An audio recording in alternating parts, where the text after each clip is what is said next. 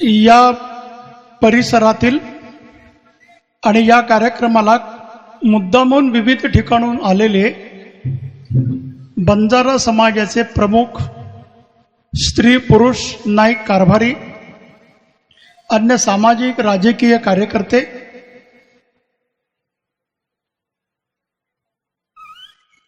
मी थोडा आग्रह करून व्यासपीठावरचा सत्कार समारंभ कमी करा, म्हणजे बोलायला वेळ मिळेल. कारण परवा दिवशी मी एका कार्यक्रमाला गेलो होतो, सत्काराला 1 तास 10 मिनिटं गेली आणि भाषणाला 35 मिनिटं गेली. लोक म्हणजे व्यासपीठावर बसलेले लोक पण समजदार असतात. माझा सत्कार का केलाय म्हणून कोण रुसून जात नाही. अशा या कार्यक्रमात माझ्या आग्रहामुळं ज्यांचा सत्कार राहिला असेल किंवा करता आला नसेल, अशा सगळ्यांची मी क्षमा प्रार्थी आहे. पण कार्यक्रमाची पत्रिका मला मुंबईला आली होती 2 ते 9, 9 ते 2, आणि त्यामुळे 2 वाजता कार्यक्रम संपेल असं गृहीत धरून मी पुढचे कार्यक्रम दिलेत. आणि मी राजकीय पुढारी नाही आहे. राजकीय पुढारी 4 वाजता येतो म्हणले 6 वाजता गेले तरी राजकीय कार्यकर्ते थांबतात. सामाजिक कार्यकर्ते असे थांबतातच असा अनुभव नाही. आणि ते जरी थांबत असले तरी आपण पण वेळ पाळली पाहिजे. या भूमिकेतून मी थोडा कार्यक्रम वेळेत पूर्ण करण्याचा आग्रह धरला. त्यामुळं आयोजकांना, संयोजकांना आणि आपल्यापैकी कुणालाही जर थोडी गैरसोय झाली असेल तर मी क्षमा प्रार्थी आहे. खरं तर आजच्या या कार्यक्रमाला मी यावं असं माझ्याकडं धार्मिक कुठली जबाबदारी नाही. धार्मिक कुठली जबाबदारी नाही म्हणजे कलशारोहणाचा कार्यक्रम कुठल्या तरी धार्मिक संतांनी, संन्यास्यांनी असा करावा असा परंपरेनं प्रघात आहे. पण बंजारा कुंभापासून ते हिंद की चादरपर्यंत ज्या ज्या सार्वजनिक कार्यक्रमात बंडू महाराज मला भेटले, त्या प्रत्येक कार्यक्रमात तुम्ही कलशारोहणाच्या कार्यक्रमाला तुम्हीच या असा आग्रह धरला. किमान त्यांनी 5 ते 6 वेळा मला बोलवलं. आणि त्यामुळं मी त्यांना असं म्हटलं नांदेडच्या कार्यक्रमामध्ये की 1 एप्रिलला मी नक्की तुमच्याकडे कार्यक्रमाला येऊ शकतो. कारण नांदेड जिल्ह्यामध्ये अन्य 2-4 कार्यक्रम याला जोडून मी घेतले होते. आणि म्हणून बंडू महाराजांना दिलेला शब्द पूर्ण करण्यासाठी मी इथं आलेलो आहे. आणि मी तो शब्द पूर्ण केलाय ह्याचा मला आनंद आहे. कुठल्याही व्यक्तीला धर्मपालन करायचं म्हणजे काय? धर्मपालन करायचं म्हणजे देवीची पूजा करायची, संतांची पूजा करायची. पण देवीची आणि संतांची पूजा करायची कशासाठी? आपल्याकडं असं एक वचन आहे, शिवम भूत्वा शिवम यजेत. शंकराची पूजा करायची असेल तर स्वतः शंकर बनण्याचा प्रयत्न करणे. देवीची पूजा करायची असेल तर देवीमध्ये जे गुण आहेत ते सगळे गुण माझ्यामध्ये यावेत असा प्रयत्न करणे. सेवालाल महाराजांची पूजा करायची असेल तर सेवालाल महाराज बनण्याचा प्रयत्न करणे. पण हिंदू समाजाला उलटी सवय लागली आहे.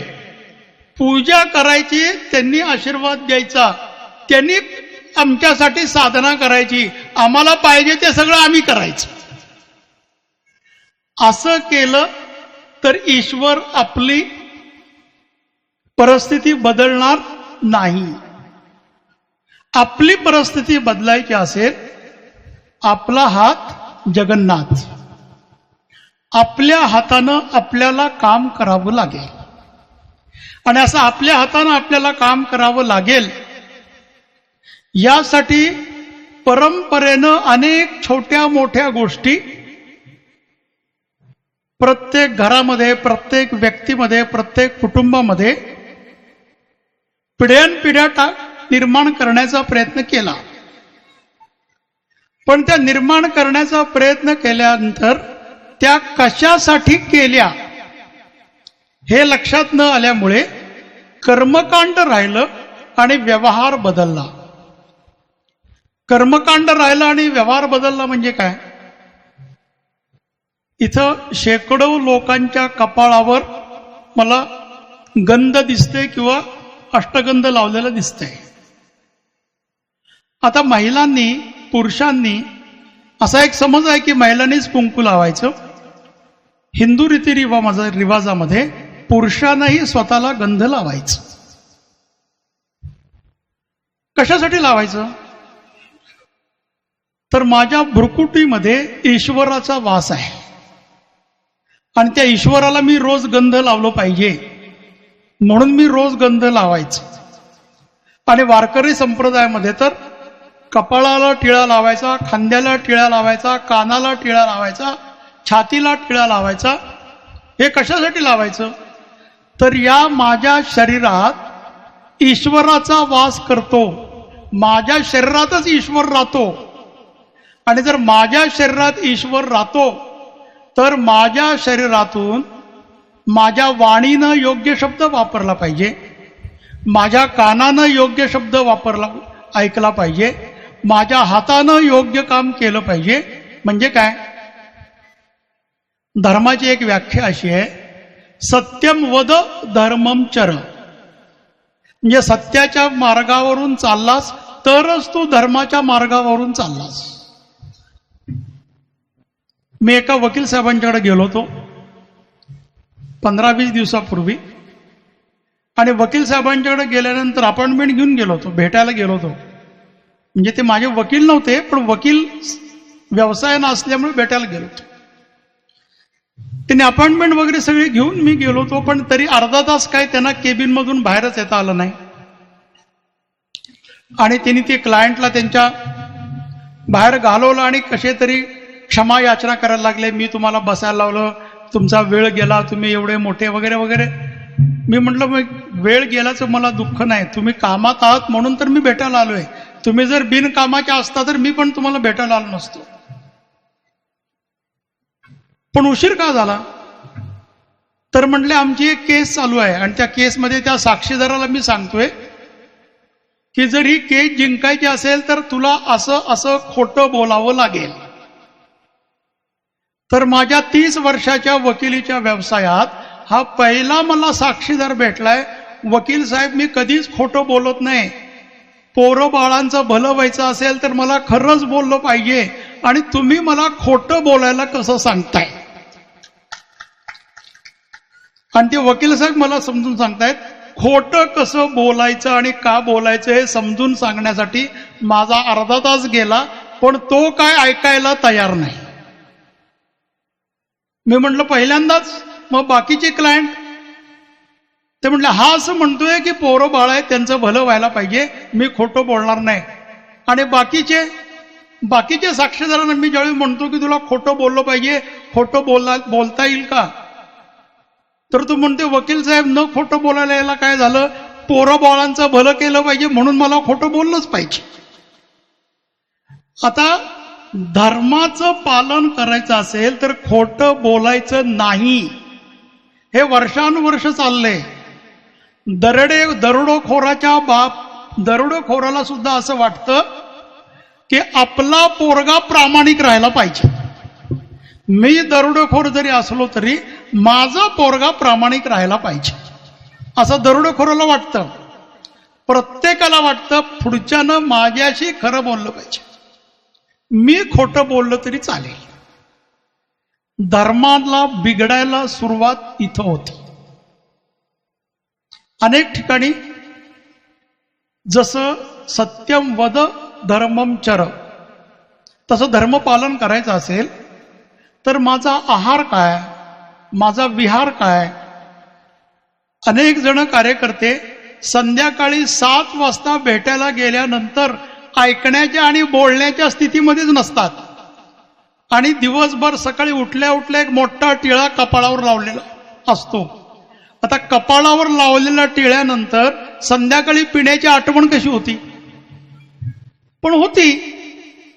आणि मग आपण शिव्या धर्माला घालतो, चुकतो आपण. आणि अशा छोट्या छोट्या गोष्टीत धर्माचं पालन करणे, असं केलं तर धर्माचं रक्षण होईल. पण असं जर धर्माचं रक्षण आपण केलं नाही आणि साक्षात जगदंबा जरी समोर येऊन उभी राहिली तरी आपलं भलं होणार नाही. आत्ता सांगितलं यदा यदा हि धर्मस्य, आणि सगळ्यांना सांगितलं की सगळ्यांचा मंत्र पाठ आहे. सगळ्यांचा आहे की नाही माहिती नाही, पण मला पाठ आहे. यदा यदा हि धर्मस्य ग्लानिर्भवति भारत अभ्युत्थानम अधर्मस्य तदात्मानं सृजाम्यहं परित्राणाय साधूनां विनाशाय च दुष्कृतां धर्मसंस्थापनार्थाय संभवामि युगे युगे. म्हणजे धर्माचं उत्थान करण्यासाठी मी काय करतो असं श्रीकृष्णानं सांगितलंय. आणि त्यात काय सांगितलंय? परित्राणाय साधूनां, म्हणजे जे चांगले लोक आहेत, खरं बोलणारे लोक आहेत, अभक्षभक्षण न करणारे लोक आहेत, अशा सगळ्या सज्जन लोकांचं रक्षण करणे. परित्राणाय साधूनां विनाशाय च दुष्कृतां, असं जे करत नाहीत अशा सगळ्यांचा नाश करणे म्हणजे धर्माचं काम. जर खरोखर श्रीकृष्ण परत आला धर्मस्थापनेसाठी तर त्यांना आपलं रक्षण करायचं आहे का आपला नाश करायचा आहे हे आपण ठरवण्याची गरज आहे. जर धर्माच्या बाबतीत आपण सगळ्यांनी नीट राहायचं आहे, मंदिरात जायचं आहे, खरं बोलायचं आहे, धर्मांतर करायचं नाही, प्रामाणिक व्हायचं आहे, व्यभिचार करायचा नाही, भ्रष्टाचार करायचं नाही, असं भाषण करणाऱ्या प्रत्येकाला बोलता येतं. बोलणं सोपं आहे, प्रत्यक्ष व्यवहार करणं अवघड आहे. आणि असा व्यवहार त्या त्या तांड्यावर, त्या त्या गावामध्ये, त्या त्या लोकांनी करावा म्हणून वर्षानुवर्ष समाजाच्या काही व्यवस्था बांधण्याचा प्रयत्न केला होता. आणि त्या समाजाच्या व्यवस्थेमध्ये नाईक आणि कारभारी ही बंजारा समाजासाठी एक मोठी व्यवस्था होती. जसं जसं 47 साली स्वातंत्र्य मिळालं तसं समाजातल्या अनेक व्यवस्था हळूहळू तुटायला लागल्या. पण अजूनही अनेक गावामध्ये गावचा सरपंच वेगळा असतो आणि गावचा नायक वेगळा असतो.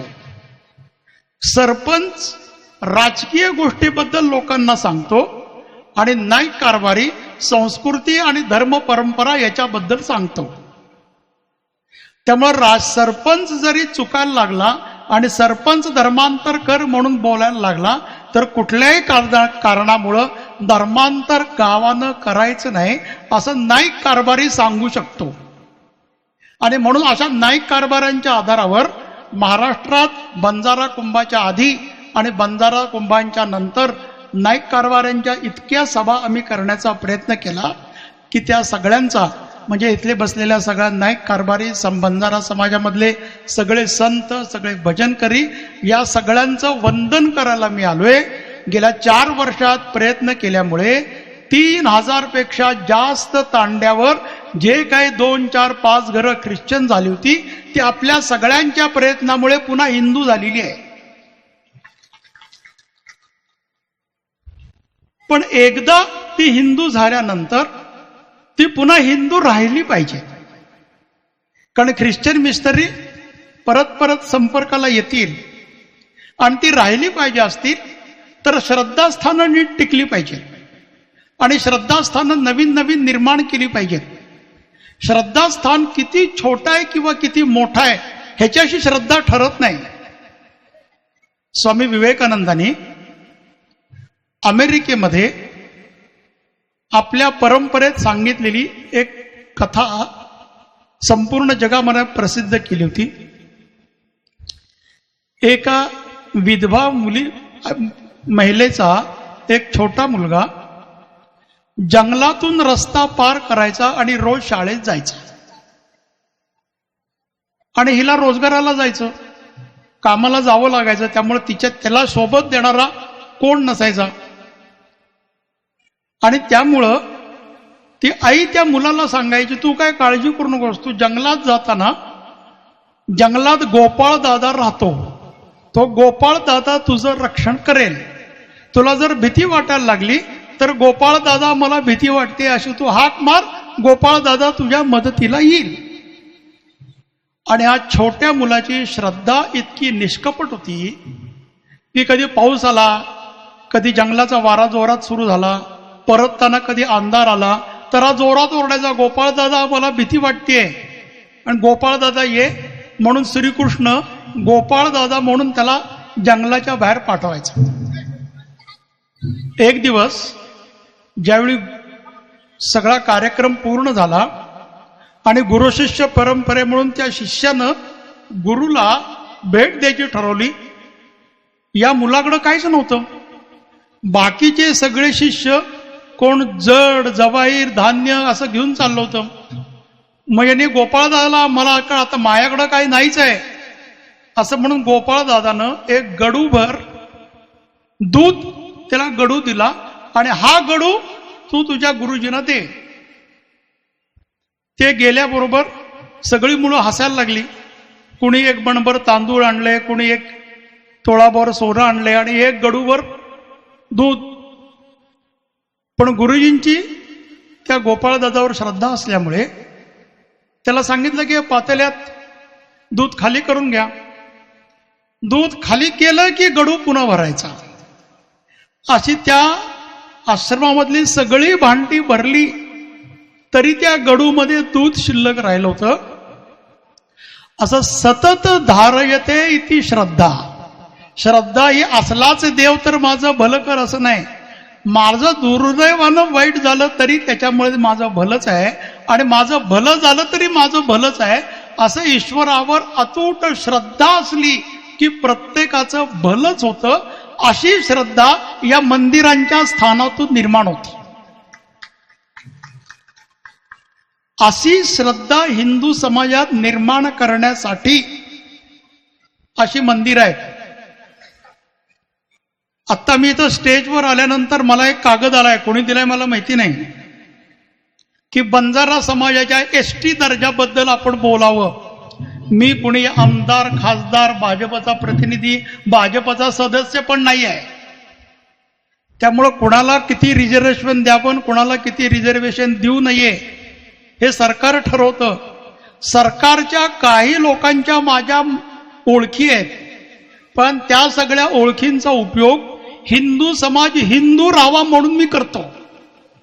त्यामुळं बंजारा समाज एसटी राहिला, बंजारा समाज एनटी राहिला, बंजारा समाज एससी राहिला, कारण विविध समाजामध्ये विविध प्रांतामध्ये त्याला विविध दर्जे आहे.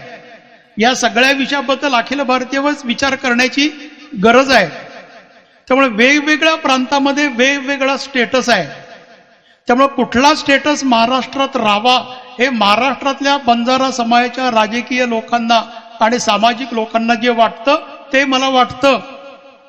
पण आणखीन मला थोडं असं वाटतं, तो एससी असू दे, एसटी असू दे, एनटी असू दे, पण बंजारा समाज हिंदू राहिला पाहिजे. जर तो हिंदू राहिला, आता जे सुप्रीम कोर्टाचा निर्णय आहे, जर तो हिंदू राहिला तरच तो एसटी होऊ शकतो, हिंदू राहिला तरच एनटी होऊ शकतो, हिंदू राहिला तरच एससी होऊ शकतो. जर तो हिंदू राहिला नाही तर एससी एसटी बद्दलची भांडणं लढाया संघर्ष आंदोलन हे करण्यासाठी सुद्धा आपल्याला नैतिक अधिकार राहणार. हे लक्षात घेऊन आपण आता जो स्टेटस आहे त्या स्टेटसमध्ये राहून आपल्या सगळ्यांचं जेवढं आहे त्याच्यापेक्षा जास्त उन्नयन केलं पाहिजे. आणि ते सगळं उन्नयन केवळ सरकारमुळेच होईल असं नाही. अनेक तांड्यांना आता रेव्हेन्यू मार्गदर्शन रेव्हेन्यू दर्जा मिळालाय, तांड्या समिती मिळाल्यात, अनेक ठिकाणी पाणी आले, घरं देण्याचा विषय सुरू झालेला आहे, पोहरा देवीला नगारा भवन बांधायचं चाललंय. या सरकारनं अनेक गोष्टी बंजारा समाजासाठी केल्यात, अजूनही केल्या पाहिजेत. पण सरकार सगळ्यांचा उद्धार करू शकत नाही. स्वतःचा उद्धार स्वतःलाच करावा लागतो. आणि जर स्वतःचा उद्धार स्वतःला करायचा आहे हे जर आपण विसरलो तर सरकारनं कितीही दिलं तरी आणखीन मोठा कटोरा घेऊन जायची सवय लागेल. आणि त्यामुळे हे लक्षात घेऊन सरकारची योग्य ती मदत घेतलीच पाहिजे, कारण सरकारचं ते दायित्व आहे. सरकार कोणावरती उपकार करत नाही. पण त्याचबरोबर आपल्याला जर आपला चांगला माणूस व्हायचा असेल तर आपल्याकडे अशी मान्यता आहे, कुठल्याही मंदिरात जायचं असेल तर कुठल्याही ग्रहस्थानं रिकामा हातानं जायचं नाही. पेढे घेऊन जायचे, फुटाणे घेऊन जायचे, हार घेऊन जायचा. मंदिरात जायचं असेल तर काहीतरी द्यायचं. कुठल्या तरी संतांना भेटायचं असेल तर काहीतरी द्यायचं. 2 रुपये, 5 रुपये, 10 रुपये असं काहीतरी द्यायचं. आणि ते द्यायचं कुणी? ग्रहस्थ आश्रम पाळणाऱ्या माणसानं अन्न, वस्त्र, निवारा, आरोग्य यासाठी स्वतःच्या कर्तव्यातून कमवायचा प्रयत्न करायचा. आजकाल अनेक राजकीय नेते सगळ्यांची एक यात्रा काढतात, बस करून सगळ्यांना यात्रा घडवून आणतात. असं यात्रेला जाणाऱ्या सगळ्यांना मी सांगतो, लोकांनी खर्च केलेल्या यात्रेत पुण्य तुम्हाला मिळत नाही. जो खर्च करतो त्याला पुण्य मिळतं. तुम्हाला जर पुण्य पाहिजे असेल तर स्वकष्टार्जित धनाच्या आधारावर ईश्वराचं दर्शन घेण्याचा प्रयत्न केला पाहिजे. आता माझं हे सगळं भाषण अराजकीय आहे. मी तुम्हाला तांडा, तुम्हाला पाणी मिळेल, सवलत मिळेल असलं काही म्हणत नाही, म्हणू शकणार नाही, कारण मी देऊ शकणार नाही. जे मी देऊ शकणार नाही ते मी बोलू शकणार नाही. कारण सत्यम वद धर्मम चर असं बोला असं मी तुम्हाला सांगतोय. जर माझ्या बोलण्याचा काहीतरी परिणाम तुमच्यावर व्हायचा असेल तर मी पण सत्यच बोललं पाहिजे. त्यामुळं कुठलंही आश्वासन द्यायला मी आलेलो नाही. पण गेल्या 3-4 वर्ष संपूर्ण महाराष्ट्रामध्ये बंजारा कुंभ, बंजारा कुंभानंतर हिंद की चादर, हिंद की चादर नंतर नाईक कारभाऱ्यांच्या परिषदा, अशी छोटी छोटी अनेक ठिकाणी निर्माण होणारी मंदिरं, या सगळ्यांच्या वतीनं माणसांच्यातला चांगुलपणा निर्माण व्हायला लागलाय. आणि जो चांगुलपणा निर्माण झालाय, तो चांगुलपणा निर्माण करणारे सगळेजण इथं बसलेत. अशा सगळ्यांचं दर्शन करण्यासाठी मी अशा कार्यक्रमात येतो. तुमच्या सगळ्यांचं दर्शन केलं तर मला काम करण्याची प्रेरणा मिळते. आणि अशी काम करण्याची प्रेरणा सेवालाल महाराजांनी आणि माग जगदंबेनं मला आणि तुम्हाला सगळ्यांना द्यावं, असंच या कलशारोहणाच्या कार्यक्रमाच्या निमित्तानं मी त्या दोघांच्याकडे आपल्या सगळ्यांच्यासाठी आशीर्वाद मागून माझ्या वाणीला विराम देतो. भारत माता की. अत्यंत या ठिकाणी आपल्या सगळ्यांना आम्हास आम्ही पुन्हा पाहावे, काढोनी चष्मा डोळ्यावरचा, अशा प्रकारचे विचार डोले साहेबांनी दिलेले आहेत. ज्ञानेश्वर माऊलींनी 750 वर्षापूर्वी सांगितलं होतं की कसं बोलावं. साच आणि मवाळ, मितुले आणि रसाळ, शब्द जैसे कल्लोळ अमृताचे. माऊलींनी 750 वर्षापूर्वी सांगितलं काय खावं, आहार तरी सेविजे, परी युक्ताचे नि मापे मविजे, क्रिया जात आचरिजे तयाची स्थिती. किंवा संत तुकाराम महाराजांनी म्हटलं युक्त आहार विहार, नेम इंद्रियासी सार, नसावी बासर, निद्रा बहुभाषण. मीही वारकरी संप्रदायातला प्रवचनकार आहे, कीर्तनकार आहे, हिंदी या विषयाचा राठोड साहेबांच्याकडे प्रोफेसर आहे. म्हणून बोलताना मलाही थोडासा मोह होत गेला आणि म्हणून मी बोलत गेलो. खरं तर माझ्या बंधू भगिनींनो, या संतांचे किती उपकार आहेत, काय सांगू मी. या संतांचे उपकार मज निरंतर जागविती. आपल्याला जागवण्याचं काम ही संत मंडळी करतात. संत तुकाराम महाराज म्हणाले की अर्भकाचे साठी, पंते हाती धरली पाटी, तैसे संत जगी, क्रिया करोनी दाविती अंगी. असे आपल्या सगळ्यांचे श्रद्धास्थान, आपल्या सगळ्यांचे गुरु असलेले, ज्या गुरुचं महत्व संत कबीरांनी वर्णन केलं, गुरु गोविंद दोऊ खडे, काके लागू पाव, बलिहरी गुरु भले, जिन गोविंद दियो बताव. आमच्या संस्कृतीमध्ये आचार्य देवो भव असं ज्या गुरुचं महत्व वर्णिलं, गुरुर ब्रह्मा गुरुर विष्णू गुरुर देवो महेश्वर असं म्हटलं, त्या बाबूसिंग महाराजांचा आशीर्वाद आपल्याला या ठिकाणी घ्यायचा आहे. तत्पूर्वी आपण सगळ्यांनी घोषणा द्यायची आहेत. मी पुढे म्हणेन, आपण मागं म्हणायचंय. संत सेवालाल महाराज की, रामराव महाराज की, संत बाबूसिंग महाराज की.